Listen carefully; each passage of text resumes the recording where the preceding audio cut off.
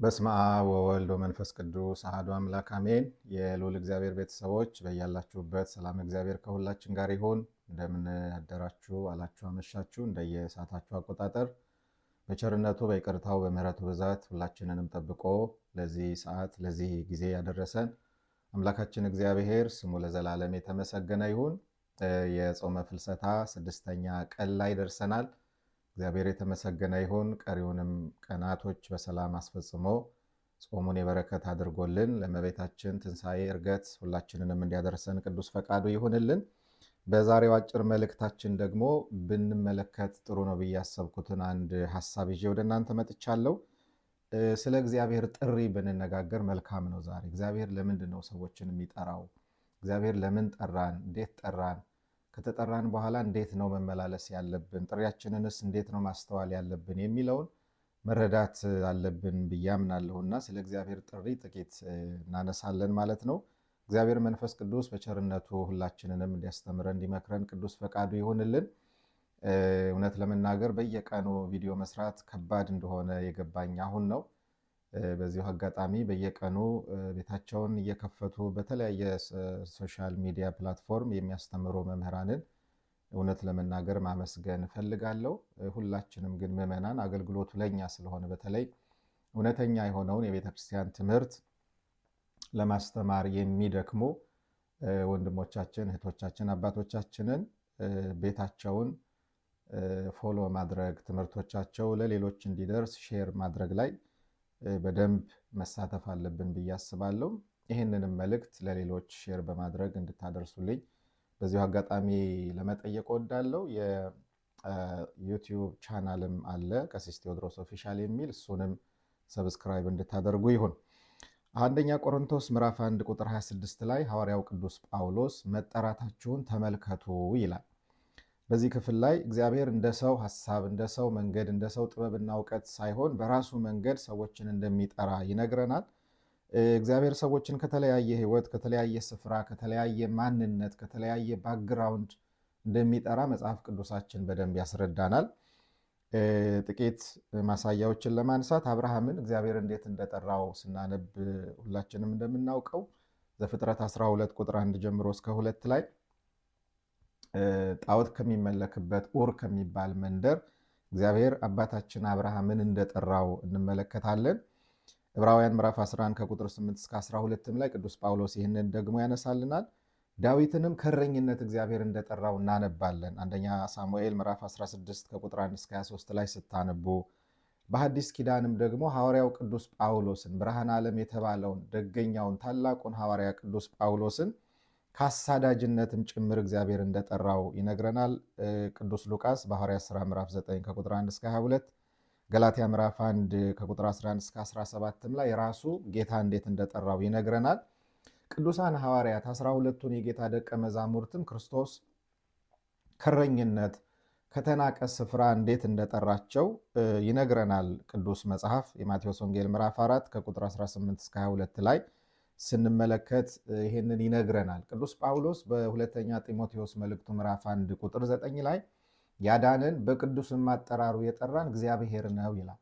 የእግዚአብሔር ልጆች ያዳነን ክርስቶስ ነው። ስጋውን ቆርሶ ደሙን አፍስሶ በቤዛነቱ ከዘላለም ሞት ወደ ዘላለም ሕይወት፣ ከዘላለም ጥፋት ወደ ዘላለም ክብር፣ ከጨለማ ከድቅድቅ ጨለማ ወደሚደነቅ ብርሃን በቤዛነቱ እንዳወጣን እንመለከታለን። ስለዚህ ዋጋ ተከፍሎብን ነው የተጠራ ነውና ይህንን ጥሪ በደንብ አስተውለን መኖር ያስፈልገናል ማለት ነው። እግዚአብሔር ሰዎችን ሲጠራ እምነታቸውንና ፈቃዳቸውንም አይቶ ነው የሚጠራው። እግዚአብሔር በግድ ሰውን አስገድዶ የሚያደርገው ነገር የለም። ቅድም እንዳልኳችሁ ሁለተኛ ጢሞቴዎስ ምዕራፍ 1 ቁጥር 9 ላይ ያዳነን በቅዱስም አጠራሩ የጠራን እግዚአብሔር ነው። ልዩ በሆነ ጥሪው ጠርቶናል እግዚአብሔር። ስለዚህ ይህን ጥሪ ደግሞ አስተውለን መመላለስ ያስፈልገናል። ሁለተኛ ጴጥሮስ ምዕራፍ 1 ከቁጥር 2 እስከ 3 ላይ ቅዱስ ጴጥሮስ ምን ይላል? መጠራታችሁንና መመረጣችሁን ታጸኑ ዘንድ ከፊት ይልቅ ትጉ ይለናል። ሁለተኛ ጴጥሮስ ምዕራፍ 2 ቁጥር 9 ላይ እንደዚሁ ስንመለከት እንግዲህ የእግዚአብሔርን ጥሪ በዚህ መልኩ ባጭሩ ለመመልከት ከሞከርን ለምንድን ነው እግዚአብሔር የጠራን የሚለውን ማወቅ ያስፈልጋል። ሰው መቼም እዚህ ምድር ላይ ሲኖር 3 ጥያቄዎችን መጠየቅ አለበት፣ መሰረታዊ ጥያቄዎች ስለሆኑ። ከየት ነው የመጣሁት? ወደዚህ ዓለም የመጣሁበት ዓላማ ምክንያቱ ምንድን ነው? ደግሞስ ወደየት ነው የሚሄደው የሚለውን ማወቅ አለበት። እንኳን ለመንፈሳዊ ሕይወቱ ለስጋዊ ሕይወቱም መሰረታዊ ስለሆኑ እነዚህን ጥያቄዎች መጠየቅ አለበት። ያመጣን እግዚአብሔር ነው። የፈጠረን ያስገኘን እግዚአብሔር ነው። በዓላማ ነው እግዚአብሔር የፈጠረን። በዓላማ ነው እግዚአብሔር በዚህ ምድር ላይ የሚያኖረን። ፍጻሜያችንም ደግሞ ጎላችን መጨረሻችንም ደግሞ እንደ ክርስትና ዘላለማዊ የሆነውን የእግዚአብሔርን መንግስት ወርሰን ለዘላለም መኖር ነውና ይሄንን በደንብ ማስተዋል ያስፈልገናል። እግዚአብሔር ለምን ጠራን ስንል 5 ነጥቦችን እንመለከታለን ቶሎ ቶሎ ብለን። አንደኛ ልጆቹ እንድንሆን ጠርቶናል። ክርስቲያኖች እኛ የእግዚአብሔር ልጆች ነን። እኛ ከዝሙት አልተወለድንም። እኛ የእግዚአብሔር ልጆች ነን። አባታችን እግዚአብሔር ስለሆነ ክርስቶስም በሐዲስ ተፈጥሮ በቤዛነቱ ስጋውን ቆርሶ ደሙን አፍስሶ አድኖን ስትጸልዩ አባታችን ሆይ ብላችሁ ጸልዩ ብሎ ፍጹም አባትነቱን ገልጦልናልና እኛ የእግዚአብሔር ልጆች እንድንሆን ተጠርተናል። የዮሐንስ ወንጌል ምዕራፍ 1 ከቁጥር 12 እስከ 13 ላይ ለተቀበሉት በስሙም ላመኑት ለእነርሱ የእግዚአብሔር ልጆች የሆኑ ዘንድ ስልጣንን ሰጣቸው ተብሎ የተጻፈው ለዚህ ነው። አንደኛ ዮሐንስ ምዕራፍ 3 ቁጥር 1 ላይ ከቁጥር 9 እስከ 10 ላይ፣ ሮሜ ምዕራፍ 8 ከቁጥር 14 እስከ 17 ላይ አባ አባት ብለን የምንጮህበትን የልጅነት ስልጣን እንደሰጠን ይነግረናል ቅዱስ ጳውሎስ።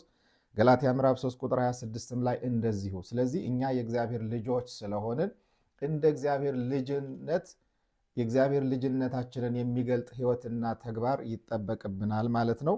ስለዚህ እንደ እግዚአብሔር ልጆች መመላለስ አለብን። ሁለተኛ እግዚአብሔር የጠራን ሸክማችንን ሊያቀልልን ነው። ይህ ዓለም ሸክም የከበደበት ብዙ ውጣ ውረድ ያለበት ሰልፍ የበዛበት ውጣ ውረድና ብዙ ድካም ያለበት ዓለም ስለሆነ ጻድቁ ኢዮብ እንደተናገረው በምድር ላይ የሰው ሕይወቱ ብርቱ ሰልፍ ነው ይላል መጽሐፈ ኢዮብ ምዕራፍ 7 ቁጥር 1 ላይ እንደምናነበው። ስለዚህ ከዚህ ሁሉ ድካምና ሸክም ሊያወጣን ክርስቶስ ልጆቹ አድርጎ እንደጠራን እናነባለን። የማቴዎስ ወንጌል ምዕራፍ 11 ቁጥር 28 ላይ ጌታ ምንድን ነው ያለው? እናንተ ደካሞች ሸክማችሁ የከበደ ሁሉ ወደ እኔ ኑ እኔም ምን እላችኋለሁ አለ? አሳርፋችኋለሁ አለ። ስለዚህ እግዚአብሔር የጠራን ሸክማችንን ሊያሳርፈን ነው፣ ሸክማችንን ሊያስወግድልን። እርሱ ስለ እናንተ ያስባልና የሚያስጨንቃችሁን ሁሉ በእርሱ ላይ ጣሉት ብሎ ቅዱስ ጴጥሮስ በመልእክቱ እንደነገረን አንደኛ ጴጥሮስ ምዕራፍ 5 ቁጥር 8 ላይ፣ መዝሙር 45 ቁጥር 10፣ ዕብራውያን 4:15 ላይ በድካማችን የሚራራ ሊቀ ካህናት እንደሆነ ክርስቶስ ቅዱስ ጳውሎስ ይነግረናል። ሶስተኛው እግዚአብሔር የጠራን ክርስቲያኖች ለንስሐ ነው። ኃጢአት በበዛበት ድካም በበዛበት አመፅ በበዛበት በዚህ ክፉ ዓለም ውስጥ እንደመኖራችን በድለን ከነ ኃጢአታችን እንድንኖር የማይፈቅድ ሞታችንንም ደግሞ የማይወድ አምላክ ስለሆነ እግዚአብሔር ንስሐ እንድንገባ ይፈልጋልና ለንስሐ ጠርቶናል። ቤተ ክርስቲያን ሁልጊዜ ትምህርቷ የንስሐ ነው። ክርስቶስ ሁልጊዜ በንስሐ ለሚመለሱ ልጆቹ እጁን ዘርግቶ የሚቀበል አባት እንደሆነ መጽሐፍ ቅዱስ በሚገባ ያስረዳናል። የሉቃስ ወንጌል ምዕራፍ 5 ቁጥር 32 ላይ፣ የሉቃስ ወንጌል ምዕራፍ 15 ከቁጥር 12 ጀምራችሁ ስትመለከቱ ስለ ጠፋው ልጅ ታሪክ ስናነብ የጠፋው ልጅ የአባቱን ገንዘብ አባክኖ ሲመለስ አባቱ እጁን ዘርግቶ እንደተቀበለው ምሳሌነቱ እግዚአብሔር በኃጢአት ወደ ዓለም ኮብልለን ደግሞ ወደ ልባችን ተመልሰን ንስሐ ለመግባት ወደን ወደ እርሱ ስንመጣ እንደ አባት እጁን ዘርግቶ የሚቀበለን መሆኑን ነው የሚያሳየን።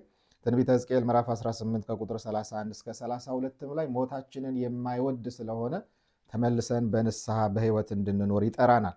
አራተኛው እግዚአብሔር የጠራን በተሰጠን ጸጋ እንድናገለግል ነው። ክርስቲያኖች ኦሪት ዘጸአት ምዕራፍ 9 ቁጥር 1፣ አንደኛ ቆሮንቶስ ምዕራፍ 12 ከቁጥር 1 እስከ 31፣ ሮሜ ምዕራፍ 12 ከቁጥር 1 እስከ 12 ላይ በተሰጠን ጸጋ እንድናገለግል እንደሚወድ እግዚአብሔር እንደጠራን ይነግረናል። የመጨረሻው አምስተኛው እግዚአብሔር የጠራ ለዘላለም ሕይወት ነው። ቅድም እንዳልኳችሁ ግባችን፣ ተስፋችን መጨረሻ ላይ እናገኛለን ብለን ተስፋ የምናደርገው የመጨረሻው ነገር የእግዚአብሔርን መንግስት መውረስ ነው። እናንተ የአባቴ ቡሩካን ዓለም ሳይፈጠር ዘመን ሳይቆጠር የተዘጋጀላችሁን መንግስቴን ትወርሱ ዘንድ ወደ እኔ ኑ የሚለውን የሕይወት ቃል መስማት የሁላችንም ፍላጎት ነው። ይህንን ለማድረግ ግን ጥሪያችንን ማስተዋል ያስፈልገናል። የዮሐንስ ወንጌል ምዕራፍ 10 ቁጥር 28፣ ማቴዎስ 13 ቁጥር 43 እንደዚሁ ከቁጥር 31 እስከ 46 ላይ ስንመለከት ይህንን ያስረዳናል።